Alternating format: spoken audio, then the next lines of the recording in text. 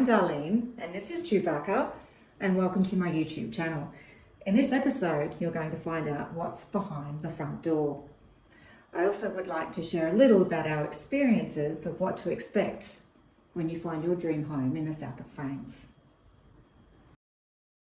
Many French homes we had organised to see through real estates ended up being so disappointing. So we didn't expect too much from this place. So we opened the door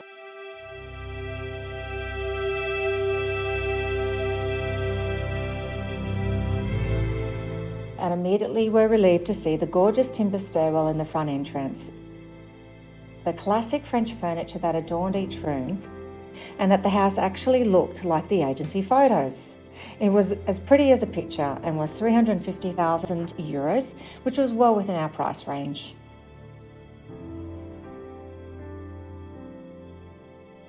We learnt the house was around 180 years old. The Pigeonnier was about 300 years old, and the previous owners had a thriving walnut business here, as the shed was the old processing plant, which housed the huge walnut oven. We wanted a property with outbuildings for my art studio and gallery, and a workshop for Shaun's furniture making. Voila, we had found the one.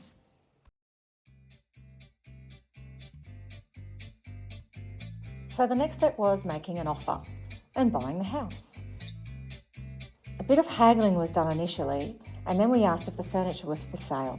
Most of it was, and so we paid another 20,000 euro for that, as we knew our shipping container full of our furniture and belongings would take 6 to 8 weeks to arrive, and we didn't want to be potentially sleeping and eating on the floor. So with stamp duty and legal fees on top, we ended up paying around 400,000 euros total. Bargain. A contract was raised through the notaire, a government department which looks after the interests of both the buyer and the seller here in France. The upside of this is that there are no solicitors required.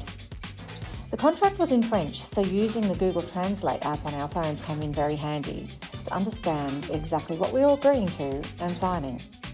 As for a visa, we were fairly confident we could get a long-term visa for a year, as long as we had proof of residency, private health insurance, and personal means.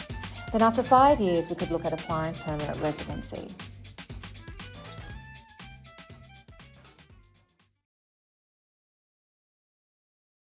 Let's just say it took approximately 5 months from making an offer to finalising the sale and taking possession of the house.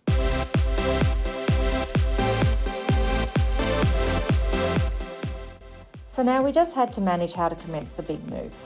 We had sold our house in late 2022, and so at this time we were living with a friend who was an absolute godsend. Glenn was able to accommodate us and our 2 puppy dogs. And when we sold both of our cars, Glenn lent us his spare. It was amazing. This could have been a really difficult time living out of a bag in transit for 8 weeks, but Glenn's generosity and hospitality was amazing. Shaun and I decided that mid-March was the right time to head to France. We had 4 suitcases and 2 puppy dogs.